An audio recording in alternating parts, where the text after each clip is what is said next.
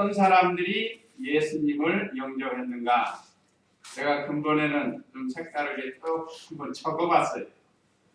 적은 거를 저쪽 하는 데다 놓았는데, 맨 처음 아기 예수님을 영접한 사람이 누구일까? 그건 마리아입니다. 천사 가브리엘에게 나타나서 아들을 낳을 것이다. 그러니까 그 말씀을 믿고 바로 예수님이 그 안에 잉태가 된 거예요. 그 다음에 또 누구일까? 또 생각해 봤습니다.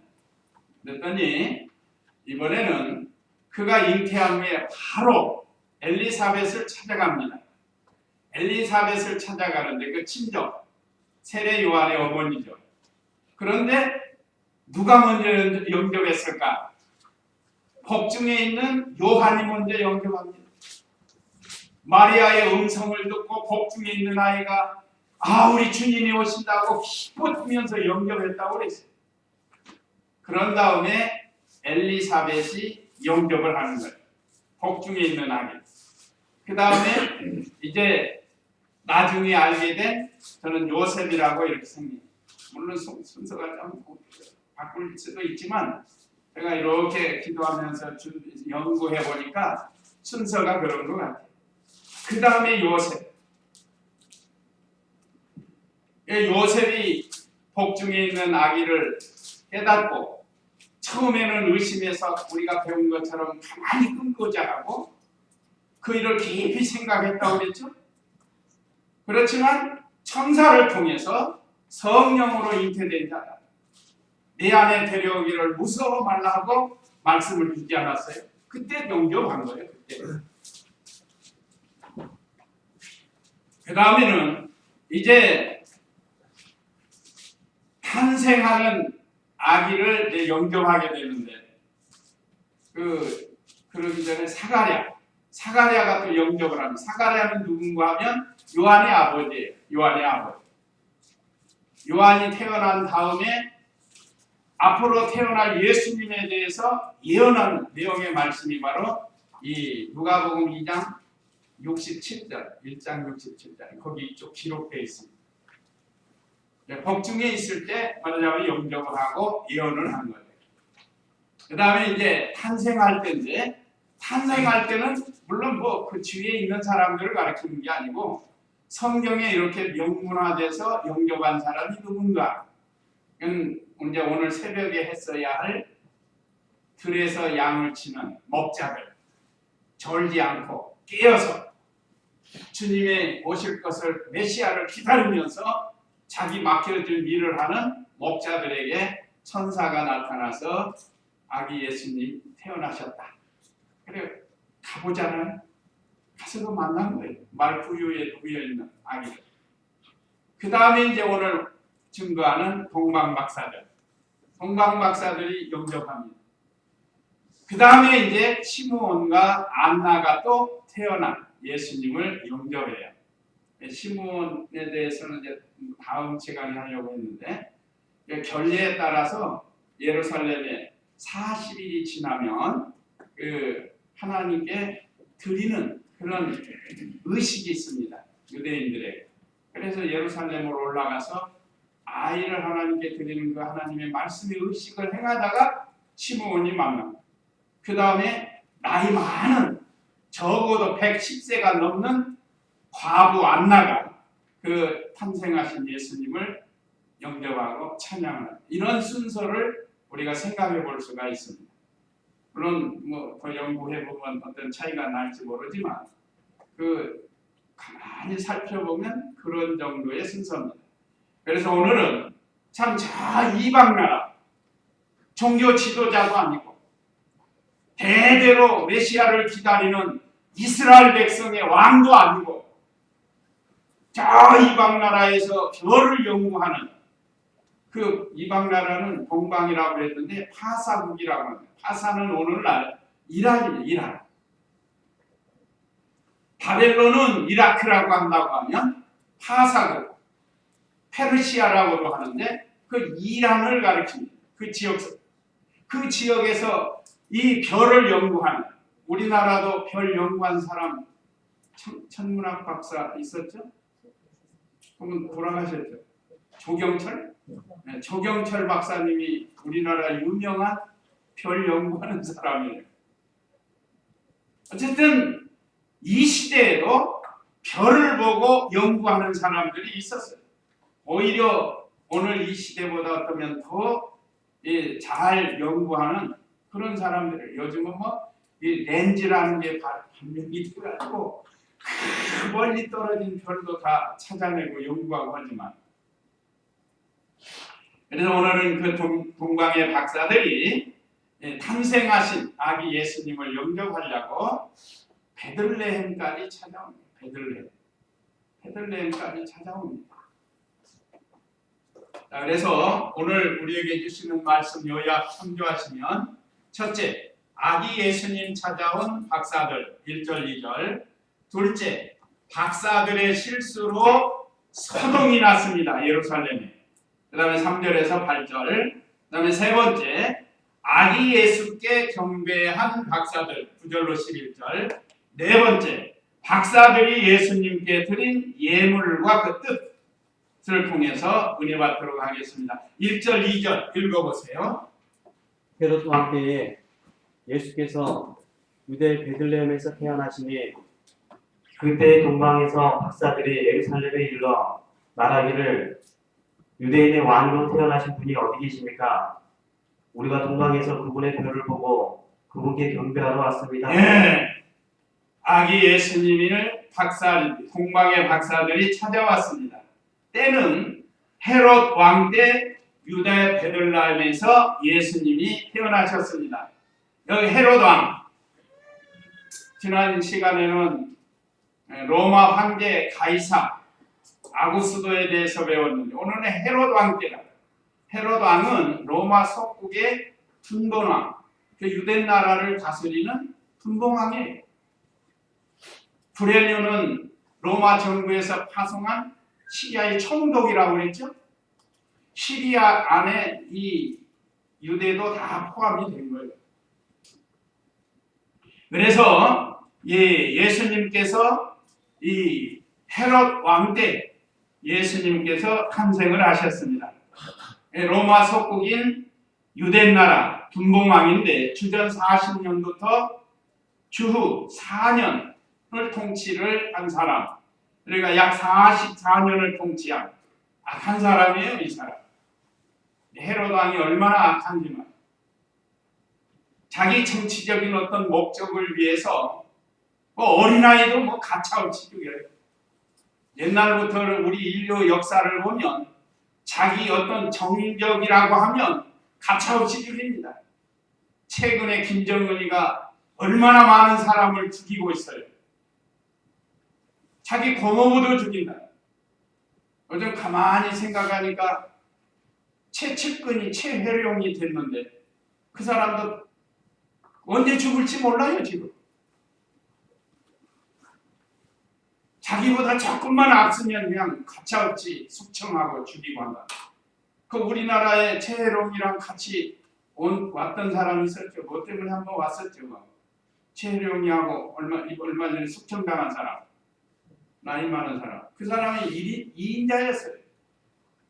나이 드신 분 숙청당했잖아요. 김원홍이하고 같이 숙청당한 사람. 김원홍이라는 사람도 김정은이를 추대하는데 1등 공신 거의 되는 사람인데 그 사람은 지금 다 농장으로 지금 보냈다는 거예요. 이 헤롯 왕도 마찬가지입니다. 자기의 정치적인 어떤 목적에 어긋나면 가차없이 여기 오늘 본문에도 보면 2살 이하의 아이는 다 죽여요. 얼마나 약한 사람이에요. 이런 사람이 유대 나라 헤롯 왕이 되어 있었습니다. 그때 예수님이 탄생하신 거예요. 1절 다시 보면 헤롯 왕 때 예수께서 유대 베들레헴에서 태어나시니, 유대 베들레헴은 이미 여러 번 말씀드렸습니다. 다윗의 동네이기도 하고 또 생명의 떡을 상징하는 떡집이라는 뜻을 가지고 있다고 했습니다. 그때 동방에서 박사들이 예루살렘에 이르러 그랬습니다. 동방에서 박사들이 예루살렘에 도착을 했습니다. 아까 말씀드린 것처럼 뭐를 예루살렘에서 페르시아, 이란 그 파사국까지 가려면 꽤 먼 거리입니다. 그러니까 이미 오래전에 하나님의 말씀의 예언대로 그 별이 나타나서 또 그들을 감동을 시켜서 별 찾아오게 한 거예요. 별 따라서. 그 별이 이동하는 별이라. 자, 이 사람들은 별을 연구하다가 별 하나 이상한 별이 나타나니까 그들이 연구를 한 거예요. 야, 저 못 보던 별인데 특이하다. 그러면서 연구하다가 유대 백성들이 구전으로 내려온 하나님의 말씀을 생각하게 됩니다. 이 박사들은 다양하게 알아요. 한번 민수기 24장 17절, 민수기 24장 17절 말씀, 유대인들이 증거하는 내용의 말씀인데, 내가 그를 보나 지금 있을 일이 아니며 그를 바라보나 가까운 일이 아니다. 한 별이 야곱에게서 나오고 한 굴이 이스라엘에게서 일어날 것이다. 그가 모압의 변방들을 쳐부수고 세 자손을 모두 멸망시킬 것이다. 한마디로 말하면 이스라엘의 왕이 나온다. 홀은 왕이 가지고 있는 지휘봉 안에 이스라엘의 새로운 왕이 나온다. 여기 변방을 쳐부수고 모압을 쳐부수고 셋 자손을 멸망시키고 한 이 모든 것들은 주님이 오셔서 마귀 권세를 깨뜨리시고 다 멸망시키고 주님의 나라를 건설할 것을 가리킵니다. 이것이 포로로 잡혀갔던 유대인들이 계속해서 그 말씀을 전해 내려왔던, 우리나라도 구전으로 내려온 말들이 있잖아요. 옛날 삼국시대, 고구려 시대, 그런 거 우리가 뭐 다 알 수 없어요. 역사적으로 어떤 성문화된 것도 있지만 어떤 건 구전으로 내려오는 게 있다. 근데 이건 유대 백성들이 포로로 잡혀가서 그 지역에서 계속 이 말씀을 증거하면서 그리스도, 왜냐면 메시아를 기다리는 거예요.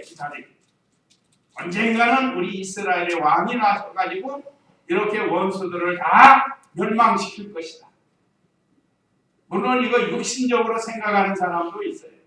예수님이 오시니까 실제로 예수님을 이스라엘 왕 삼으려고 붙잡으려고 하지 않았어요. 그러나 이스라엘 한 나라의 왕이 아니에요. 예수님 영적 이스라엘 왕으로 만대만민의 모든 택한 백성의 왕으로 오셨는데 그걸 깨닫지 못하고 그 이스라엘 나라의 왕을 삼으려고, 예수님을 왕으로 삼으면 오병이어를 해가지고 이 민족이 굶어 죽지 않겠다. 또 저 로마 병정들 이적으로 다 물리치겠다. 그렇게 생각하고 붙잡으려고 한 거예요, 사실은. 그러니까 예수님은 그런 왕이 아니시라고 해요. 그러니까 이 하나님의 말씀, 전해들은 말씀을 그들이 생각하게 된 겁니다. 오늘날 우리도 우리에게 보여지는 이 자연을 통해서 우리도 하나님의 말씀으로 연결을 시켜서 좀 더 우리가 진리를 깨달아 나가야 됩니다. 그래서 이 박사들은 첫째는 성경 말씀을 믿은 거예요. 민수기 24장 17절에 있는 말씀을 믿었습니다. 그러니까 성령의 감동을 주신 거예요. 두 번째는 성령의 감동을 주시고 이제는 그들이 실제로 그 별을 보고 찾아온 겁니다. 이건 뭐죠? 순종이에요. 순종. 믿음을 가지고 성령의 감동을 받고 순종을 해서 별을 따라온 거예요. 이 별은 영적인 빛이신 예수님을 가르칩니다. 세상을 창조할 때 맨 처음을 뭐로 만들었죠? 혼돈하고 흑암이 가득한 이 세상을 빛이 있으라 했다는 거예요. 빛이 바로 우리 예수님을 가르칩니다. 예수님은 참 빛이라고. 내가 세상에 있는 동안 세상의 빛이로라. 그래서 우리 예수님은 영적인 빛입니다. 그러니까 하나님 말씀이고 예수님의 그 빛이 별을 통해서 나타난 거예요, 말하자면. 그러니까 박사들이 성령의 감동을 받고 믿음이 생겼으니까 한번 가보자 하고 그들이 준비해서 온 거예요. 우리 강해설을 보면 박사들이 올 때 세 가지를 어려움을 극복하고 온다고 그래요. 첫째는 불원천리. 불원천리는 멀어요. 먼 길을 멀다 하지 않고 찾아왔다고 그랬습니다. 그 다음에 두 번째는 이 불사노고. 불사노고라는 것은 고생을 고생으로 여기지 않고 오는 거예요. 우리나라 말에 집 떠나면 고생이라고 그러지 않았어요. 집이 그렇게 좋은 거예요. 근데 집 떠나서 어디 가면 고생. 이번 연휴 기간도 어디 가보려고 인천공항에 갔던 사람들 얼마나 쌩 고생을 하는지 몰라요. 비행기가 뜨지 못해가. 제가 그 작년 초에 그 중국 가는데 나도 4시간 기다렸다고 합니다. 저기 청도에 그냥 여기 요즘 끼는 거. 안개 말고 스모. 그 비행기가 이착륙을 못하니 흔치 앞이 안 보이니. 실제로 그랬어요. 차를 타고 가는데 그 1m도 안 보여요. 막 캄캄한 밤에 가는 거. 밤이니까 더 그래. 이 호흡을 하면 숨이 콱콱 막혀요. 그런 데서 사는 사람들이 있어요. 어쨌든 집 떠나면 이렇게 고생이라 이 말이에요. 집에 있었으면 편안했을 텐데 연휴 기간이라고 어디 좀 가보려고 계획해서 인천공항에 갔는데 비행기가 떠야 가는 많은 사람들이 대합실에서 누워서 자기도 하고 스마트폰하고 그냥 시간 보내느라고. 그 다음에 세 번째는 불거가사라고 했습니다. 집안일이나 직장일을 두루하고 이 메시아, 유대인들이 기다리는 이스라엘의 새로운 왕을 찾아서 그들이 왔다. 그래서 세 가지, 불원천리, 불사노고, 그 다음에 불거가사. 이걸 우리가 오래전부터 배웠는데, 자, 우리도 예수님을 따라가려면 이런 희생과 믿음이 있어야 따라가요. 그렇죠? 주일 예배 드리려면 편안히 집에서 쉴 수도 있지만 예배 드리려면 아침 일찍 준비해서 우리 주일 학생들도 마찬가지예요. 그러나 주님을 찾아오는 게 더 좋은 거예요. 주님 찾아오는 거. 하나님께 예배 드리는 것이 더 좋은 거라. 집에서 잠 좀 더 자면 뭐 잘 수도 있겠지만 그 다른 날 자야 돼. 오늘 성탄절 날은 참 주님이 탄생하신 날 이렇게 아침 일찍이 동방박사들은 큰 거리를 멀다 않고 고생을 고생으로 여기지 않고 직장이나 가사일 돌보지 않고 그냥 온 거예요. 그러니까 얼마나 대단. 그래서 성경에 기록돼서 예수님 탄생의 두 번째로 영접하는 사람들이 됩니다. 베들레헴 마구간에 찾아가가지고. 대단하잖아요. 궁금하죠, 이 사람은. 어디 가면 알 수 있다고요? 이 다음에 천국에 가서 물어봐요. 동방박사 어디 있습니까? 그러면 저기서 나요! 하고 나타날 거예요. 그때 가면. 우리가 예수님 따라가는데 좀 고생이 있다 할지라도 고생 각오하고 가는 거예요. 그 다음에 세 번째, 태어난 유대 왕에게 경배하러 왔다고 함. 2절에 그랬습니다. 예루살렘에 박사들이 들어갔어요. 여기서부터 실수한 거예요. 왕이니까 이스라엘의 수도, 유대의 수도 예루살렘에서 태어나신다고 생각을 한 거예요. 그리고서는 별을 놓친 거야. 끝까지 별을 보고 갔어야 되는데 인본주의가 싹 들어온 거예요. 사람의 생각이 싹 들어온 거예요. 아, 왕이니까 예루살렘에 왕궁에서 태어나셨겠다. 그렇게 생각하는 거예요. 그래서 예루살렘으로 들어간 겁니다. 자, 유대인의 왕으로 태어나신 분이 어디 계십니까? 그러니까 이 지금 유대 왕궁에서는 이 뜬금없는 소리를 듣고 깜짝 놀라는 거예요. 이게 무슨 소리인가? 아직 왕자가 태어난 일이 없는데 왕이 어디 있냐고 찾아왔으니만. 자, 우리가 동방에서 그분의 별을 보고 그분께 경배하러 왔습니다. 그러니까 별은 예수님, 왕을 상징한다 이 말이죠. 지금 박사들은 그렇게 믿고 온 거예요. 그러니까 우리가 신앙생활에서 잘못하면 우리 지식으로 신앙생활하려고 하면 안 되는 거예요. 그러니까 이 일로 인해서 예루살렘이 소동이 납니다. 박사들의 실수로. 3절에서 8절인데 3절 읽어보세요. 헤롯 왕은 이 말을 듣고 어찌할 바를 몰랐으며 온 예루살렘도 그와 함께 어찌할 바를 몰랐다. 왕이 백성의 대제사장들과 서기관들을 모두 모아놓고 그리스도가 어디에서 태어나겠느냐 물으니 그들이 말하였다.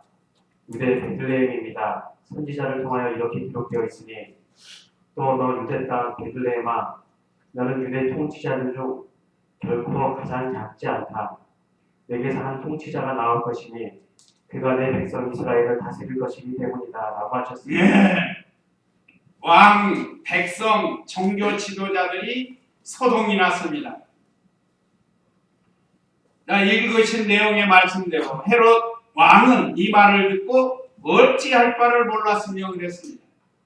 자기가 왕인데 어디서 왕이 난다 보니까 이게 불안하기도 하고 또 이방 사람 박사들이 와서 오니까 더 불안하고 이거 어찌해야 되는지 두려워한 거예요. 또 온 예루살렘도 그와 함께 어찌할 바를 몰랐다. 여기 온 예루살렘은 예루살렘에 사는 백성들이에요. 백성들에게 이 소문이 들려가지고 다들 깜짝 놀랐고. 자, 그러면 왕이 왜 이렇게 어찌할 바를 몰랐는가? 이건 잡아 죽이려고 하는 거야. 자기 왕위가 빼앗길까봐 인간의 어떤 권세에 대한 욕심이 생겨가지고 아까 말씀드린 것처럼 어느 시대나 이 정적은 남녀노소 할 것 없이 다 죽입니다. 이건 인류 역사에서 우리에게 가르쳐주고 있어요. 그 다음에 백성들이 또 소동을 했어요. 백성들은 왜 그런가? 호기심이. 새로운 왕이 나타난다. 또 어떤 사람이 소동하는가? 현재 헤롯 왕에 대해서 불만이 있는 사람. 이 정치가 바뀌는 게 말이에요. 불만자들이 많으면 바뀌게 됩니다. 이건 어느 나라나 마찬가지예요. 나라의 지도자가 백성을 잘못 다스리면 반드시 불만이 일어나게 돼 있어요. 그래서 여기 백성들이 소동한 것은 그래. 새로운 왕이 나타나야 돼. 그랬단 그 다음에 종교 지도자들도 소동을 했다고 했습니다. 왕이 백성의 대제사장들과 서기관들을 모두 모아놓고 그리스도가 어디에서 태어나겠느냐 물었답니다. 이 종교 지도자, 제사장은 돈을 벌려고 소동을 한 거예요. 이걸 이용해가지고. 서기관은 명예 영광.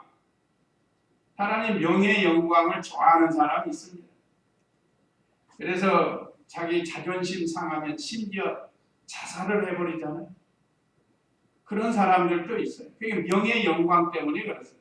오늘 저와 우리 성도님들은 우리 예수님을 배워서 그 명예 영광, 아무리 우리가 자존심 상한다 해도 뭐 자살할 것까지는 없잖아요. 최근에 그 가수들 자살해가지고 얼마나 뭐 팬들이 실망을, 가족들도 얼마나 실망을 했겠어요. 그거 해서는 안 됩니다. 성경에서는 자살은 절대 금물이 명예 영광 때문에 이런 소동이 일어났어요. 이 당시 제사장들은 타락해가지고 뭐 좀 해서 돈 벌 일이 없는가.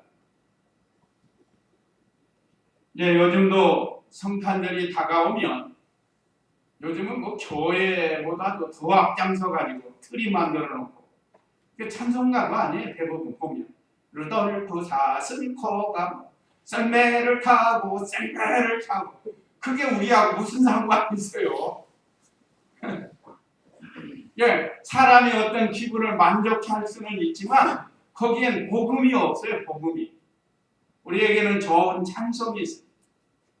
찬송이 우리에게 좋고요. 물론 기뻐서 우리가 같이 환영하며 즐겨할 수 있는데, 제가 말씀드린 의도는 그 자체가 아주 잘못됐다는 게 아니고, 참으로 예수님 탄생을 축하하고 영접해야 할 이런 이 성탄절을 가지고 이용해가지고 그걸 이용해서 돈을 벌려고 한다 이 말이죠. 마트에서도 그렇고, 그렇죠? 우리가 보잖아요. 심지어 술집에도 해놔요. 술집에도 트리 딱 해놓고 와서 한 잔 잡수고 가시오 성탄절날. 그런 거에 말하자면 이거 얼마나 우리하고는 맞지 않는 거예요. 시대가 그렇습니다. 어느 시대나 돈 벌려고 이용을 하는 거예요. 오늘 저와 우리 성도님들은 금년에도 다시 배운 예수님의 성탄에 대해서 깊이 깨닫고 참으로 감사하면서 축하하고 찬양하는 것이, 이것이 우리 성도들이 해야 할 일이에요. 그러니까 왜 박사들이 실수했는가? 아까 말씀드린 게 인간의 지식을 따라가 왕이니까 유대 나라 수도인 예루살렘 왕궁에서 태어나셨겠다 하고 그냥 별을 안 보고 쓱 한 거예요. 정통과 선입관을 따라갔다. 방심부주의한 거예요. 방심부주의하면 빛을 잃어버리고 말씀을 잃어버리는 거예요. 그래서 우리는 삼가 조심해야 돼요. 하나님의 말씀 따라가는 데 있어서 삼가 조심해야 그 빛을 잃어버리지 않아요. 예수님 잃어버리면 점점 흑암에서 살게 되는 거예요. 빛의 반대는 어두움이죠. 어두움은 죄를 가르쳐요. 우리 성도들 중에도 그런 사람들이 있잖아요. 비 가운데 생활할 때는 은혜가 넘치더니 빛을 잃어버려. 그래가지고 그냥 예배 드리는 것도 안 하고 완전히 세상에 빠져가지고 하지 말라는 거 하고 말. 그렇게 되고 마는 거예요. 우리가 삼가 조심해서 방심부주의하지 말고 깨어서 주님을 늘 그 비 가운데서 빛을 따라서 행해야 될 것을 우리에게 가르쳐줍니다. 그 다음에 세 번째, 아기 예수께 경배한 박사들입니다.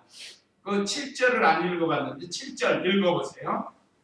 그때 헤롯이 박사들을 은밀히 불러 별이 나타난 때를 자세히 묻고 그들을 베들레헴으로 보내며 말하기를 가서 그 아기에 관하여 정확히 알아보고 찾거든 내게 알려주시오. 그러면 나도 가서 그분께 경배하겠소 하니. 네, 이건 새빨간 거짓말. 이 헤롯 왕이 새빨간 거짓말을 한 겁니다. 아기에게 가서 자기도 경배하겠다? 그런 사람이 박사들이 떠나간 뒤에 그 어린아이들을 다 잡아 죽이겠습니까? 이것은 거짓말이에요, 거짓말. 그때 헤롯이 박사들을 은밀히 불러 별이 나타난 때를 자세히 묻고 그들을 베들레헴으로 보내며 말하기를 가서 그 아기에 관하여 정확히 알아보고 찾거든 내게 알려주시오. 그러면 나도 가서 그분께 경배하겠소. 찾아가지고 죽이려고 속다르고 겉다른 행동을 한 거예요, 이 사람이. 자, 우리는 이런 자리에 빠지지 말아야겠습니다. 그 서기관들을 통해서 베들레헴에서 나시고 그 예수님이 어떤 분인가를 가르쳐줬는데, 그러면 자기도 메시아를 영접하고 참으로 경배하고 해야 되는데 자기 왕권이 위험할까봐 이렇게 거짓말을 했습니다. 어쨌든 이제 동방 박사들이 이 왕궁에서 나와서 별을 찾게 되는데 9절 읽어보세요. 그들이 왕의 말을 듣고 떠났는데 마침 동방에서 본 그 별이 그들을 앞서가다가 그 아기가 있는 곳 위에 이르러 멈추었다. 그들은 그 별을 보고 아주 크게 기뻐하였다. 네, 박사들이 별을 다시 찾고 기뻐했습니다. 이것은 회개함으로 빛을 다시 찾게 된 겁니다. 우리가 이 세상에서 믿는 일 하다가 흑암을 만날 때 있어요. 그러면 다시 회개하면 참 빛 대신 예수님을 만날 수 있다는 겁니다. 박사들이 가만히 보니까 예루살렘 분위기가 살기가 아주 가득하다는 거예요. 야, 이거 우리가 잘못했나 보다. 그런 거 느끼잖아요, 우리가.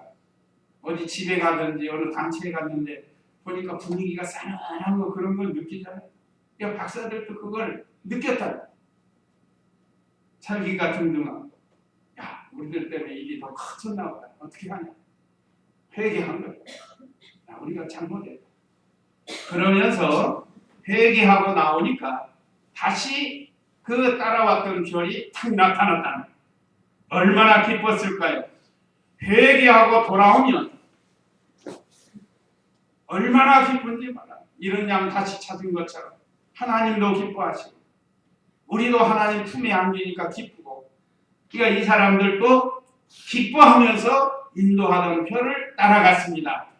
자, 9절에 보면 그들이 왕의 말을 듣고 떠났는데 마침 동방에서 본 그 별이 그들을 앞서가다 그 아기가 있는 곳 위에 이르러 멈추었다. 그들은 그 별을 보고 아주 크게 기뻐하였다. 우리 예수님을 영접한 성도들은 크게 기뻐해야 할 일입니다. 우리 심령이 늘 기뻐하면서 살아야 돼요. 마귀는 가만 안 둬요. 이렇게 근심시키고 원망하게 만들고 미운 마음 생기게 만들고, 이 마귀는 우리의 심령을 그렇게 만들어요. 그런데 오늘 박사들 보세요. 별을 발견한 건 예수님을 메시아를 발견한 거예요. 그러니까 너무 기뻤습니다. 그래서 우리 생활이 늘 기쁨의 생활이 돼. 혹시 실수했다 할지라도 회개하면 다시 빛을 찾게 해주신다는. 그 다음에 11절 읽어보세요. 그들이 그 집에 들어가서 어머니 마리아와 함께 있는 그 아기를 보고 엎드려 아기께 경배하고 자신들의 부문함을 열어 황금과 유향과 모략을 그분께 예물로 드렸으며, 그들은 꿈에 헤롯에게 돌아가지 말라는 지시를 받아 다른 길로 자기 나라에 돌아갔다. 예, 박사들이 아기 예수께만 경배했다고 했습니다. 11절 상반절에 보면 그 이제 별이 가다가 딱 멈춘다는. 그러니까 그 집이다. 그 집이 그냥 반짝반짝 할 거 아니에요. 그러니까 거기에 들어갔습니다. 들어가니까 어머니 마리아와 함께 있는 그 아기를 보고 엎드려 아기께 경배하고, 그래서 아기께. 이 말씀만 하면 우리 유동열 목사님이 생각나요. 제가 도봉교회 처음 갔을 때 형님이 먼저 거기 계시고 그 다음에 내가 갔는데 아기께 경배했다는 거예요. 그 깨자를 생각하라는 거예요. 그게 왜 그런가? 천주교에서는 마리아를 경배하잖아요. 그러니까 이 동방 박사들도 비록 이방 사람들이에요. 대대로 하나님 성진 백성이 아닙니다. 그런데도 아기께 경배한 것이지. 원래 경배는 아랫사람이 윗사람에게 하는 거 아니에요? 경배하는 거. 그러니까 아기지만 왕으로 믿고 그에게 경배한 겁니다. 마리아에게 경배한 게 아니에요. 아마 마리아 있을 때는 아유 안녕하셨어요 그러면서 아기께 경배를 한 거예요. 그러니까 차원이 다른 겁니다. 천주교는 좀 마리아 공동 구세주 설까지 주장하고 있어요. 그러니까 얼마나 지금 천주교는 지금 진리적으로 볼 때 잘못 알아요. 물론 좋은 일 하는 사람, 좋은 사람도 있죠. 그걸 말하는 게 아니에요. 이 진리 문제에 있어서는 아기께 오직 예수예요. 오직 예수. 우리 구원자는 오직 예수라는 것을 믿고 이 동방의 박사들도 아기께 경배를 한 겁니다. 그러니까 우리가 제가 종종 말씀드린 이 세상에서 어떤 것도 우리의 경배의 대상은 없습니다. 오직 하나님과 예수님밖에 없어요. 우리의 경배의 대상. 부모님은 공경하는 거고 경배의 대상은 아닙니다. 세상에 아무리 위대한 조상이라 할지라도 그게 경배의 대상은 아니에요. 만물의 주인은 하나님이시고 주인공은 우리 사람으로 만들었는데, 그렇기 때문에 우리가 세상에 그 어떤 것도 경배하면 안 돼요. 근데 여기 동방 박사들이 비록 이방의 박사들이지만 참 아기께 경배한 것을 통해서 우리도 예수님, 오직 예수님만 경배하고 찬양, 하나님만 경배하고 찬양해야 돼요. 자, 그 다음에 박사들이 준비한 세 가지 예물을 드렸습니다. 세 가지 예물이 뭐라고요? 황금과 유향과 모략. 이거 우리가 성경에서 보니까 그 시대에 아주 귀한 거래요. 귀한 거. 상당히 귀한 거. 그리고 아기 예수님에게 가장 합당한 예물을 드렸다고 해요. 가장 합당한 예물. 그래서 여기 해석 여기 해놨죠. 박사들이 예수님께 드린 예물과 그때 황금. 황금은 왕에 대한 예물이라고 했어요. 왕에 대한 예물. 이건 다른 뜻으로는 믿음을 상징한다고 했어요. 베드로전서 1장 7절에 보면 금 같은 믿음이라고 했어요. 우리의 믿음이 금 같은 믿음이 되도록 바라는 거예요. 뭐 금도 여러 종류 있죠. 14K, 뭐 24K 그런 거 있는데 진짜 금은 순금이에요. 순금. 순수한 귀한. 그러니까 예수님은 만왕의 왕이고 우주의 왕이고 또 영원한 왕이신 걸 믿고 거기에 합당한 예물인 황금을 드렸다. 황금을 드립니다. 그 다음에 두 번째는 유향을 드렸다고 그랬어요. 유향. 유향은 그 얼마 전에 그 테레비에 나오는데 그 시대의 그 페르시아 쪽에서 이게 아주 귀한 거예요. 뭐 많은 돈을 줘야 이걸 살 수가 있다고. 이 향은 기도를 상징하고 선지자에 대한 예물이다. 향이 성도의 기도가 향이 되어서 올라간다고 그랬죠. 그러니까 이거는 유향은 기도를 상징하지만 예수님의 직분으로 말하면 선지자 직분, 전파. 다른 사람들에게 향이 전파되는. 그래서 유향을 드렸습니다. 이것도 앞으로 우리 예수님이 참 선지자로 기름을 부어서 대선지자가 되셔서 천국 복음을 전파할 것을 믿고 예물을 드립니다. 그러니까 얼마나 합당한 예물. 그 다음에 모략. 모략은 방부제 역할을 하는 거라고 합니다. 요즘도 그 뭐 몇백 년 전 뭐 미라가 나왔다 한 것은 요즘 그 김일성이도 방부제 같은 거 넣어가지고 계속 이러고 있대요. 그 시체가. 뭐 그러고 있는지 모르겠어요. 방부제 같은 거 썩지 않게 해가지고 시체가 그냥 이렇게 있는 거예요. 다 쓸데없는 건데. 어쨌든 예수님에게 모략을 드린 건 제사장에 대한 희생의 제물이 되실 것을 믿고 드린 겁니다. 우리 예수님은 대제사장으로서 희생물이 되어질 것을 상징합니다. 그러니 얼마나 합당한 예물을 드리게 되었습니다. 그래서 우리 예수님은 실제로 이 땅에 오셔서 우리와 하나님과의 관계에서 화목 제물이 되도록 하나님께서 예수님을 보내셨다고 했습니다. 한번 거기를 읽어볼까요? 요한일서 4장 10절. 요한일서 4장 10절 말씀. 사랑은 여기 있으니 우리가 하나님을 사랑한 것이 아니라 그분께서 우리를 사랑하셔서 우리 죄를 위하여 자신의 아들을 속죄 제물로 보내주신 것이다. 예, 여기 내 성경 화목 제물로 보내주셨다고 그래서 화목. 원수되었던 우리를 예수님을 통해서 하나님과 화목시켜요. 우리 성도들도 이 사명을 해서 지금도 하나님과 원수된 믿지 않는 사람들을 화목시켜야 되고 성도와 성도 간에도 불화가 있으면 화목을 시켜야 돼요. 이 직분을 우리에게도 주셨습니다. 그래서 참 우리 예수님이 하나님과 원수되었던 우리를 화목 제물로 하나님이 보내셨고 또 화목 제물이 되어서 우리가 하나님과 화목하게 되었습니다. 그래서 우리도 예수님과 같이 이 세 가지 직분을 우리에게 또 주셨습니다. 이 직분을 잘 감당해야 돼요. 자, 오늘 이제 이 말씀을 마치면서 참 우리 하나님의 그 한없는 은혜와 사랑을 감사하고 예수님이 우리의 구세주로 세상에 오신 것을 진심으로 우리가 축하하고 찬양하고 우리도 동방박사들처럼 합당한 예물을 드려진다는. 이제 이 말씀 기억하시고 우리 다 같이 잠시 기도하시겠습니다.